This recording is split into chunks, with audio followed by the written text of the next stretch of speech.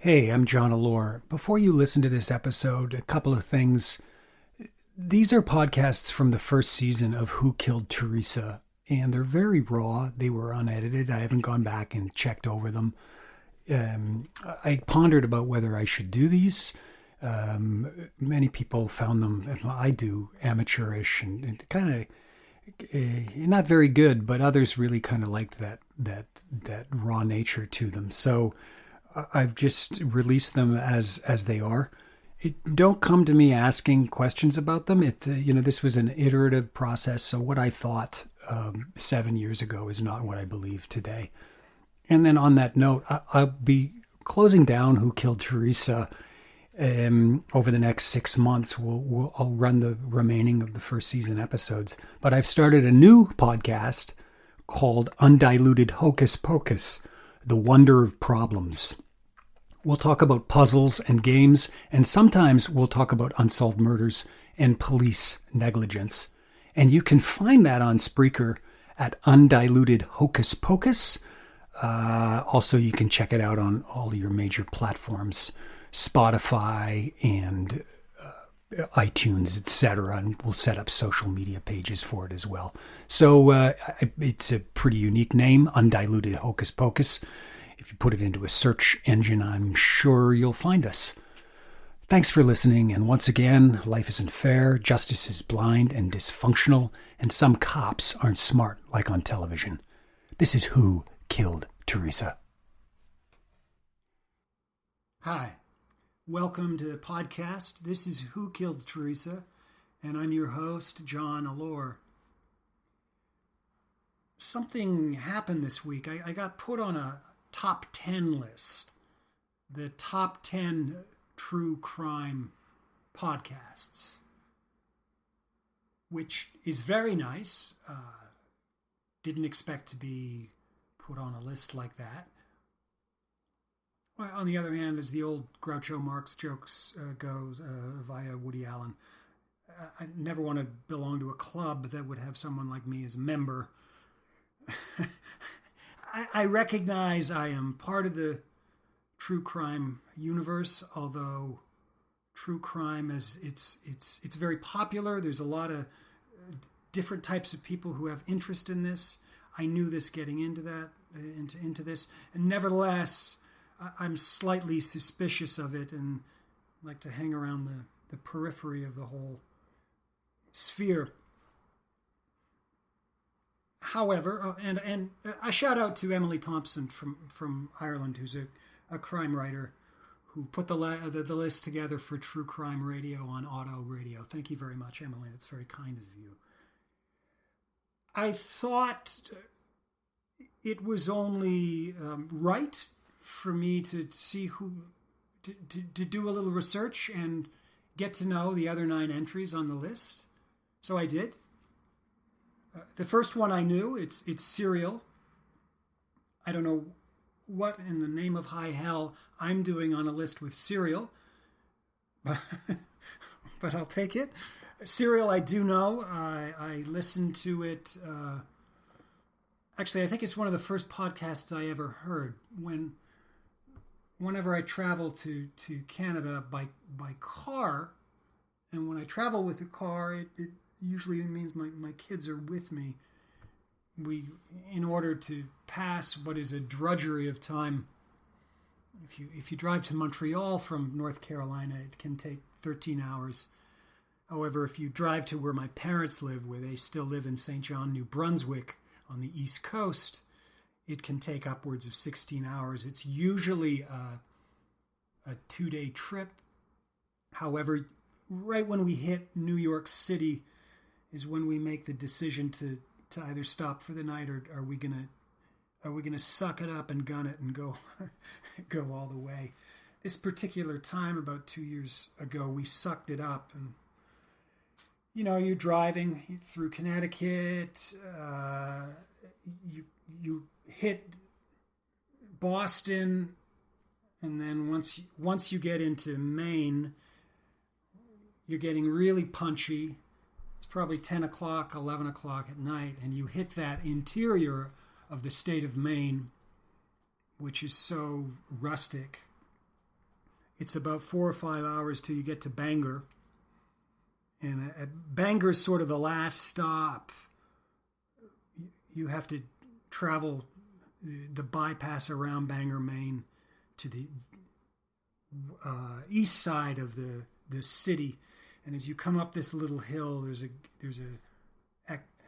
Exxon Mobil station on your left. It's like the last stop. It's the last gas station before you hit this, what clearly was once a logging road for the trucks carrying all the lumber out of the interior of Maine. It's about a 2-hour drive from Bangor to the border town of Calais, Maine. At Calais, you hit a river, you cross the river, and there you are at Canadian Customs. So it was right around where we hit that ridge at the Exxon Mobil station where we were in the heart of darkness of Serial. And it's about 2 o'clock in the morning. It wasn't that late. No, it was 12. And shit's getting really real on Serial, and you're about to go into, on this wages of fear type journey.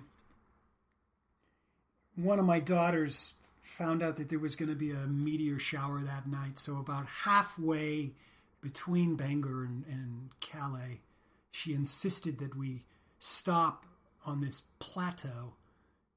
There's a point where you come out of the woods and you're up on a plateau that really kind of looks like the surface of the moon midway between these two towns.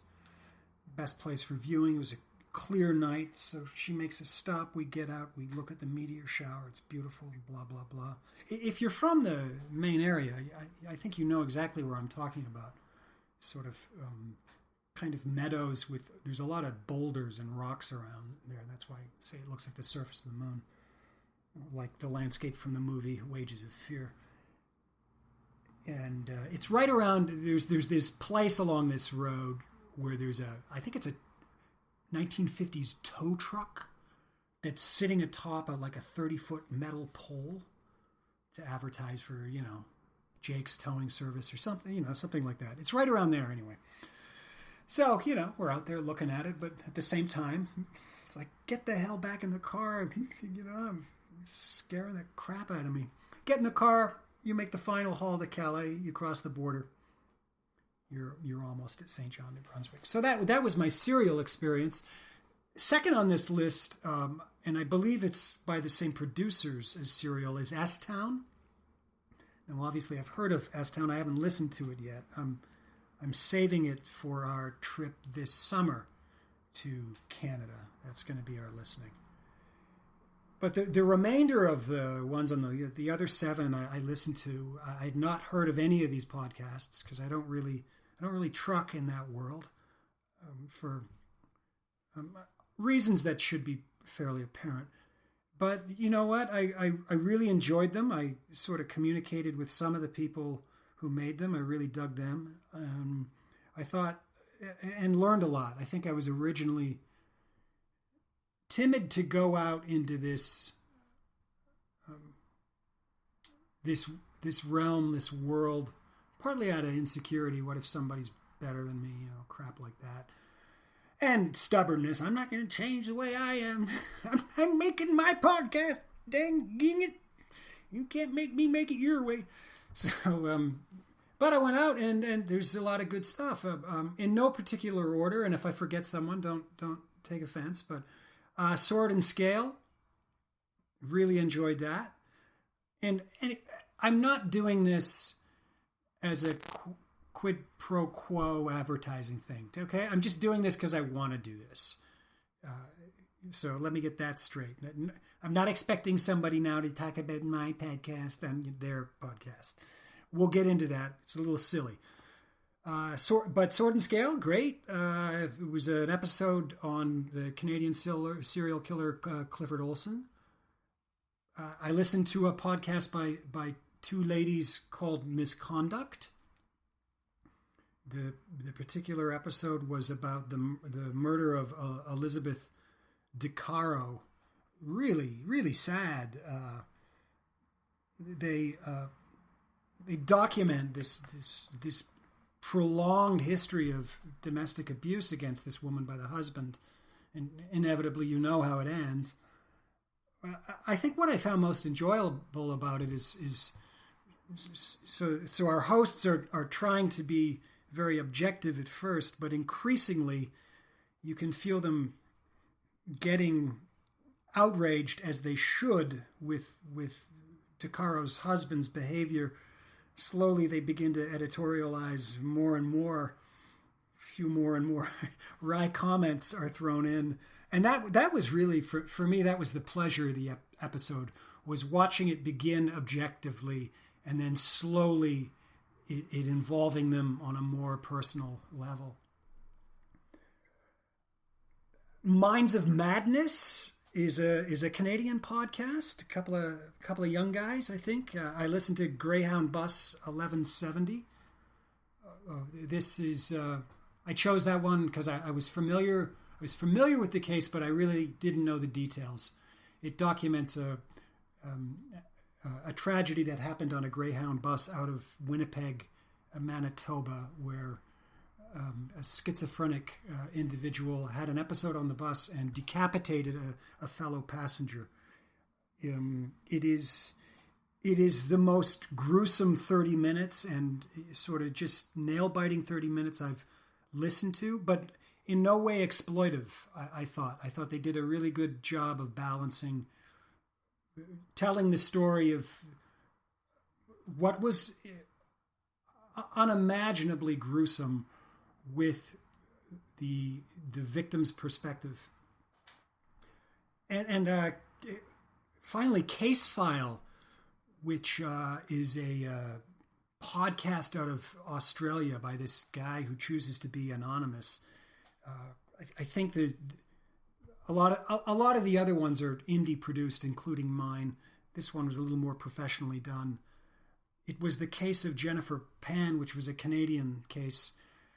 And I was by no means cherry picking Canadian cases. In some cases, yes, but in the case of this one, I just saw it. I said, I'll listen to that. It turned out to be a burglary in Markham, Ontario that ended up in murder. And then I was like, oh, Markham, Ontario. I know it. My uncle lives there. I've been to Markham many times, stayed at his house. And then you realize, it's like, oh my God, this is unfolding in the very neighborhood that he lives in, or in that area. So you very vividly can see the whole thing. But again, I thought there was a really good telling, and it was like two trains running. There's this story of the offender and the victim and how they come smack together. Really artfully told. Quite enjoyable. So that's the list. And then I began to kind of prod around the outskirts of this world, listen a little more to some of the other ones just to see what's out there. And I would say it's, how much will I continue to listen to this? Probably not much. I find it, disturbing, and I find it particularly disturbing here. Look, what I find troubling is the bloodlust, and I get it. I completely understand why people are attracted, voraciously to this realm. I'm just not going to truck in it,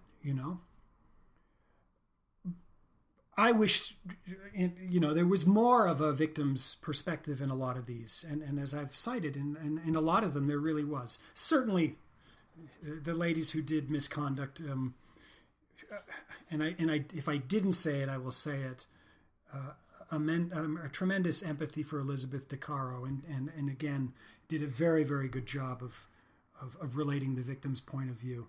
And not that everybody has to do that, and and I'm not suggesting that. I'm just suggesting that that's what is going to attract me, and that's what's going to bring me back to listen, rather than just the flat out lewd let's tell about John Wayne Gacy. This kind of stuff where it's just, almost teetering on the level of pornographic.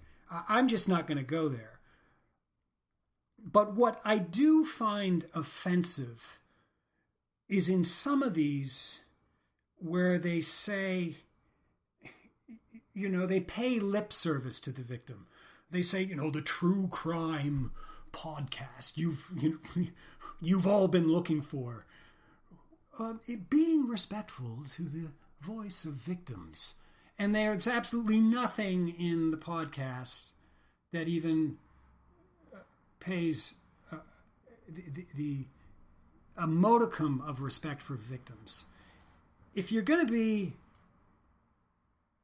as I say, a true crime bloodlust project, then own it. But you can't have it both ways. You can't say that's what I'm doing, but don't get me wrong, I respect, I respect what happened to victims and all of that, and yet have absolutely nothing in there that shows that you don't see the victim as anything other than a Jane Doe. And the more I looked at these, it's a world, man. It is a world. There's like tequila and true crime, and tacos and true crime, turnips and okay, I get it. I understand where you're coming from. It's not where I'm gonna go at all. By way of an example, someone had one out there concerning the Abbotsford serial killer, whose name is Terry Driver. And I don't know anything about this case except for one thing. My friend, Misty Cockerell, survived an attack from Terry Driver. That's all I know. I know the victim. I know Misty as, and I know her because I was asked to speak at a conference in British Columbia, and I wound up on a bill with Misty, and that's how I met her. And I know her as a human being, as a really resilient, funny young woman who had this horrible thing happen to her. And we're on Facebook, and every once in a while she posts, and et cetera, et cetera. But up until seeing that, and I think this conference was, I think it was 10 years ago. Up until seeing this thing about the Abbotsford killer, I had never considered the name Terry Driver whatsoever. I didn't even know it was a serial killer thing. I just know that she was brutally attacked and against all odds survived that attack. And when I say all odds, she shouldn't have, but she did. That's what I know, and that's what I choose to know. The woman who put this list together, as I said, the Irish woman Emily Thompson, we corresponded a little bit, and she asked me, "Are there others out there like you?" Meaning, are there crime victims or survivors of family members, survivors of murder that you know of that do this? And I kind of wanted to say, I was hoping you could tell me. I guess my perspective is fairly unique. It's just, for me, it's just it's a story I'm compelled to tell. I'm not, and I've thought about this. I've thought about this a lot, because there seems to be an awful lot of sort of like, if you like my podcast, I'll like your podcast, and we can, you can grow the thing. And initially this week I started doing some of that. Maybe I can boost up my ratings. How are all these people getting like 60 people giving them 5-star reviews? I got 4. So I started, down that road. And I said, no, I don't want to do that. I'm not going to do that. And I am not judging anyone who does that. I don't know your circumstance. This may be how you make a living. So I don't in any way judge that. It's just saying that I'm not going to be a part of that. I'd rather stick with the audience that I have. I'm not going to put advertising on these things, because I've listened to them, and some of them are. I mean, I just can't imagine sort of like a try Pepto-Bismol and now back to murder. I'm not gonna do that. One of them was selling some form of true crime murder mystery package. Once a week you could get a clue and then solve the murder. I just thought was absolutely asinine. And so no, I'm not going to have coffee mugs. I'm not going to have t-shirts with Who Killed Theresa on them. It's not that I'm above that. It's just it doesn't fit. It doesn't fit with what I want to do. And I've been approached by that. Some guy wrote me and then phoned me up and wanted to talk about it. Would you come over to our platform? And then he said, but I feel uncomfortable saying this. Mr. Allure, how would you feel about monetizing your podcast? I was just like, oh, come on, man. No, I'm not going to do it. I'm not going to tell a story and then, at 30 minutes talk about laxatives and erectile dysfunction. I'm just not going to do it. Let somebody else do it, but I'd rather roll the way we roll, people. And yet, I used to be just like you. I want to read to you something. This is from August 10th, 2002. This is Patricia Pearson's first installment of the Who Killed Theresa series. So this is the thing that started it all in 2002. And very, very, very early in the article, she writes this. We tend to think of unsolved mysteries as a parlor game, but that isn't the case for everyone. For some, like John Allure, the mystery he cannot solve is the one that keeps his heart from mending. Now, yes, there is a truth to that, and that it's very lovely and it's very poetic. However, I would say, and I have always loved parlor games. And I used to be just like you. Before 2002, I was interested in all of this stuff from a civilian level. I fully recall being in Toronto when the O.J. Bronco chase was happening. And within a week, as chance would have it, I had to fly to Los Angeles. On a Saturday night, my friend Bob and I got drunk. We found ourselves at 2 a.m. outside of Gretna Green, where Nicole Brown Simpson was murdered, poking around the front and the back of the empty, dark residence. Police cruiser came by and torchlight in the face. What are you fellas up to? We wound up being mentioned in the Los Angeles Times. I believe the paragraph was, looky-loos as far as Toronto, Canada, are coming to, see what's up, something like that. And that was me. I've been to the site where the Black Dahlia was found in East Los Angeles. I went through a tremendous James Ellroy phase. My Dark Places, the story of his mother's murder obsessed me for a time, and then I read all of his true crime, L.A. Confidential, Dahlia, and all of it. I sort of dropped off when James almost got too hard-boiled, too terse.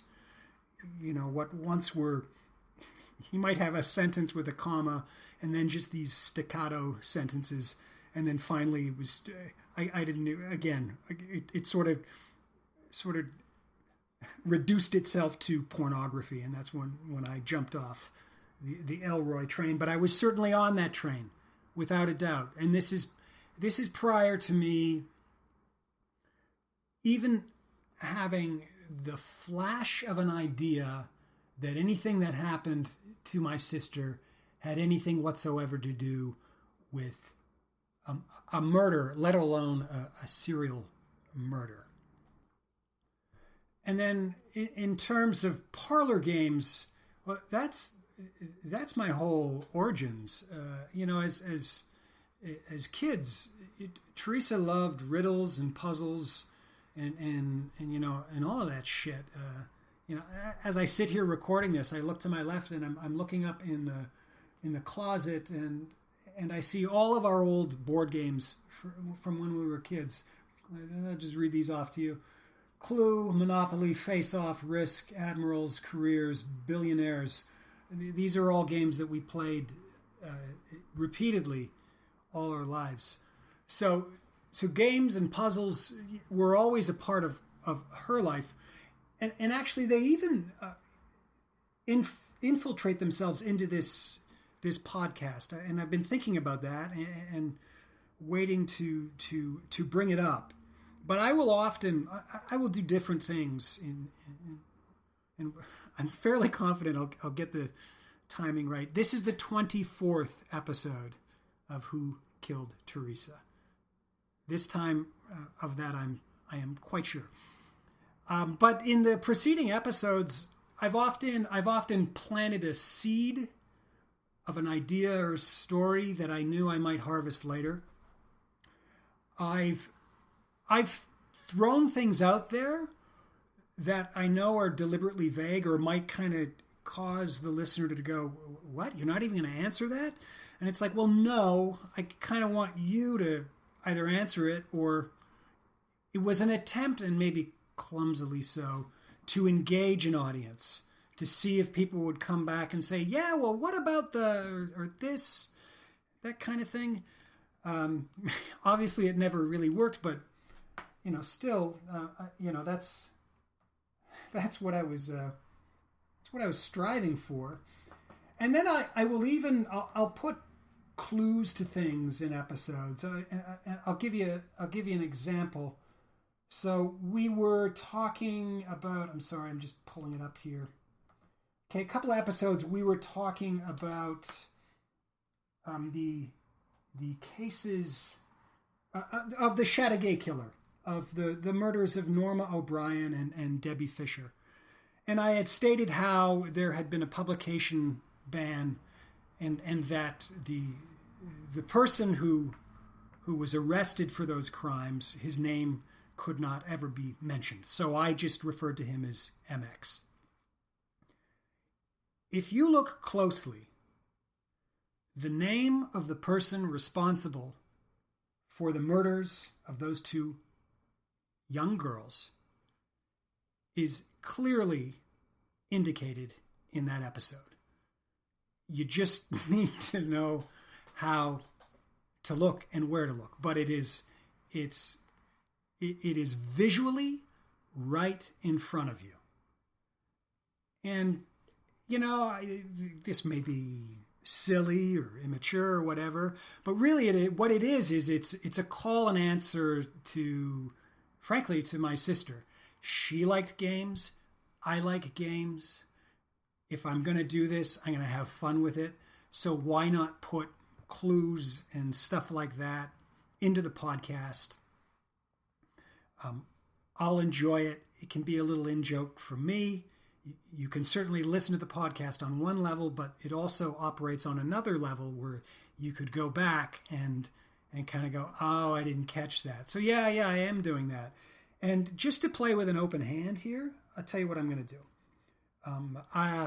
As we go forward here with the second half of the show, I'm going to throw a clue in to something that you should, let's say this. Not everyone, but if you're from Montreal, you should, and Quebec, maybe Canada, you should definitely pick up on this thing and kind of go, whoa, that should be investigated. And so I'm going to, in the second half, we're getting close to 30 minutes here. I'm going to plant the seed, and then we're going to get to our main piece of business here.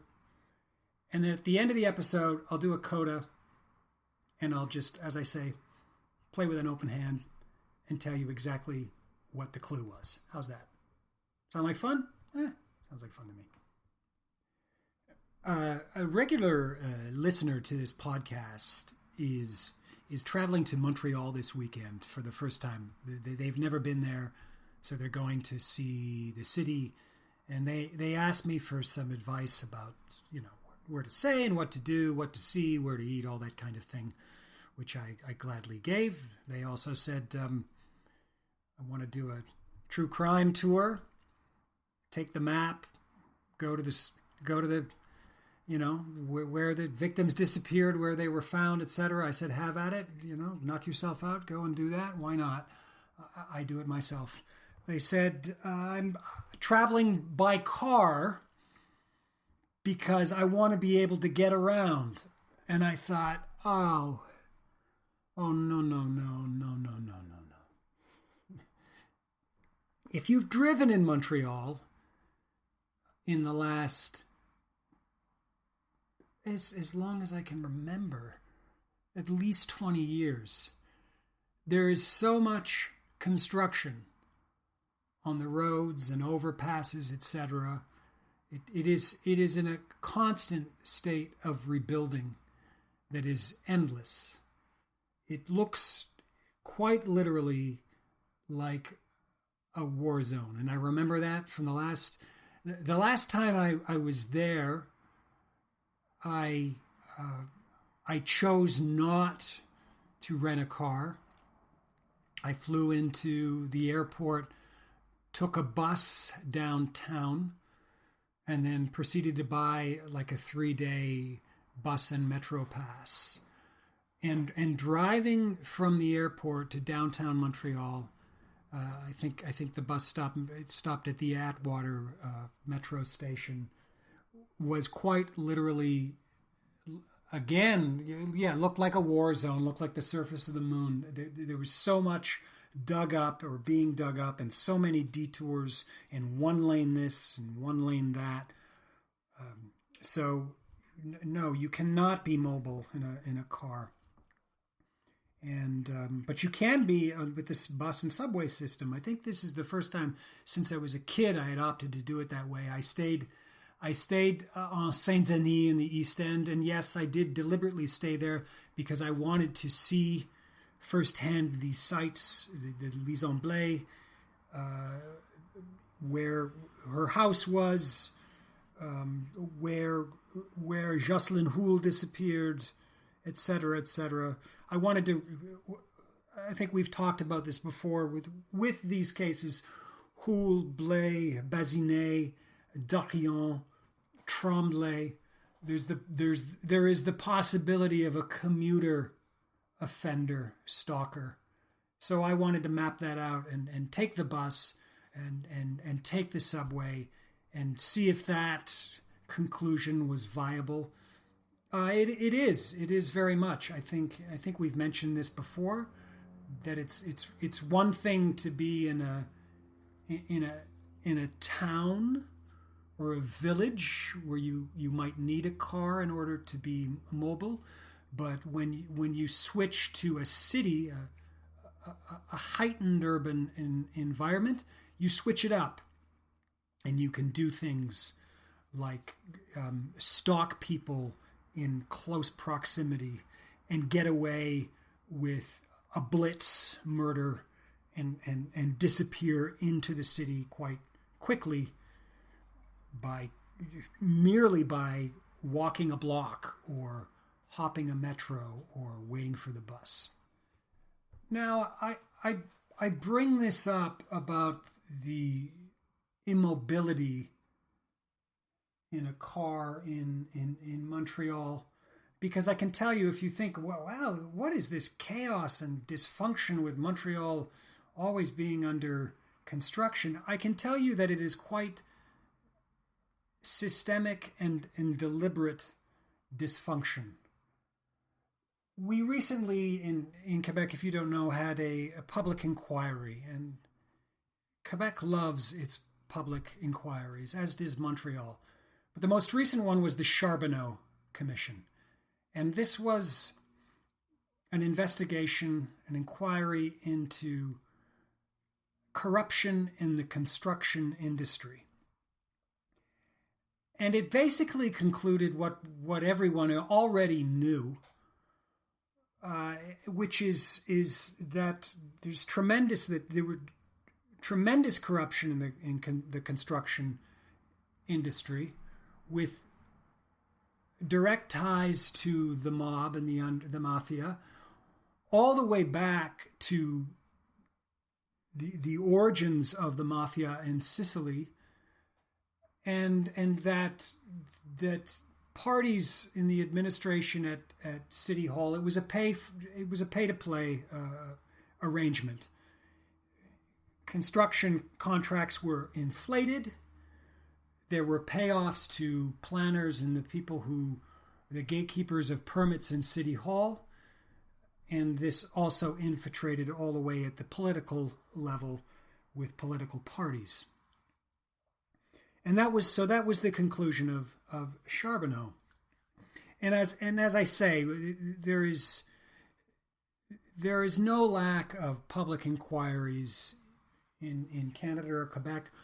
We are on the cusp of one in Canada in regards to missing and murdered Indigenous women in Canada, particularly in Western Canada, and all that entails. And we are about to get into it, and already there are signs and cries of dysfunction and disorganization.